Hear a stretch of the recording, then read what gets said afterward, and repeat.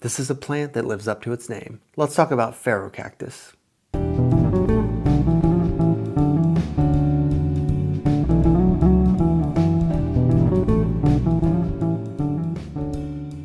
What's up, fellow plant enthusiasts? My name is Dylan and this is Bane's Botanicals. Today we're going to be talking about Ferocactus. Now, I said this plant lives up to its name because look at how ferocious this thing is.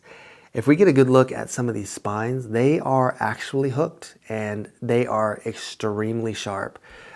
So if you get anywhere near this thing, like your skin or your clothing, it's going to hook you, I promise. And these hooks don't have any give to them, really. They are very, very firm, very rigid. Not the kind of plant you want to have around curious pets or curious children or clumsy adults. Just something to keep in mind. But it is a very neat looking cactus. It is very shapely, and something about the fact that it does look so ferocious makes it, to me, appealing. But yeah, let's go and do this. Here is the taxonomy information for Ferocactus. And of course, we are in the family Cactaceae. This is a true cactus. Really, there's not a whole lot to say about Ferocactus because it just sort of speaks for itself. It's just such a neat looking cactus. These will flower if given the right light, and sometimes you have to put them in a dormant period in the wintertime where they need cooler temperatures, but they still need bright light. It can be a little tricky to replicate that, but in general, they will flower when they are happy and if they're given the right care. Now, as far as care goes, let's go and put that right there. As far as care goes, pretty simple. It's a cactus. Cacti are some of the easiest plants to take care of. The biggest risk when it comes to cacti is overwatering. As far as light goes, it just needs bright indirect light.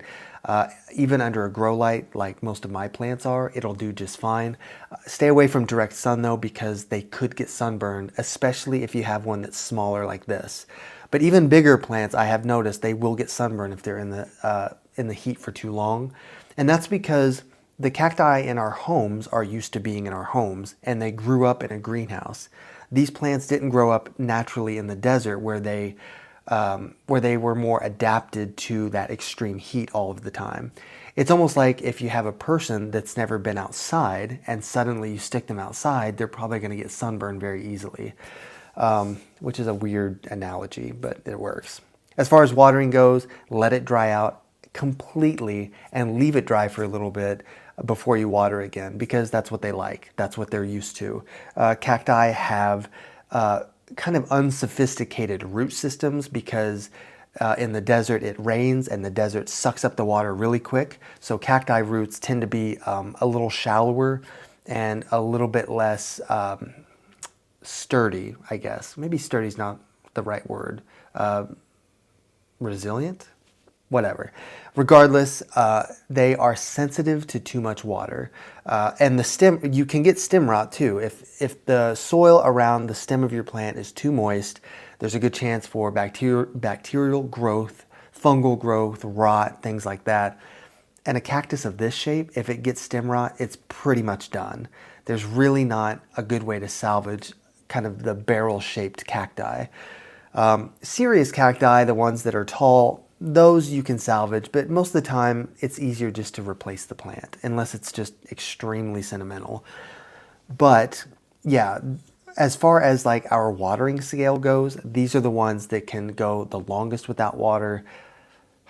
If you want to make a case for Sansevieria, actually Dracaena now, that one can go a really long time without water as well, and it's not a cactus. But yeah, if you are an underwaterer like myself, cacti and succulents are good for that. Now, as far as soil goes, I do have this in a quick draining cacti succulent soil that has a little bit of sand and perlite added for the drainage.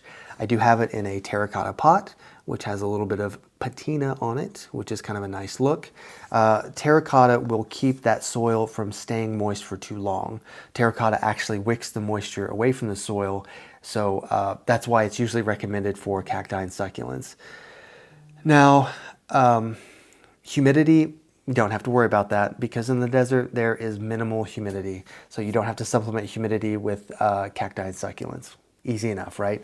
As far as fertilizing, I would recommend a cacti-specific fertilizer, but you can use an all-purpose fertilizer as well. The reason a cacti succulent fertilizer could be better is because the ratio of the macronutrients in it are more, they're more adjusted to cactus growth. So for example, an all-purpose fertilizer, they're all in balance. The nitrogen, the phosphorus, and the potassium are all in balance because typically tropical plants need all of those things. But with a cactus, you don't have leaf growth. You don't have a lot of foliage growth, so you don't need as much of that. So therefore, there is less, if any, of that. I believe it's, I think it's nitrogen that does foliage growth. So there could be no nitrogen in that fertilizer just because it doesn't really need that much of it. Am I missing something? We did everything, I think. I think that's all I have about Ferocactus. I don't know the species. If you guys know the species, drop it in the comments for me. But Ferocactus, like I said, cool cactus. If you are into cacti, this is a good one to have. Just don't hurt yourself. Be careful with this thing.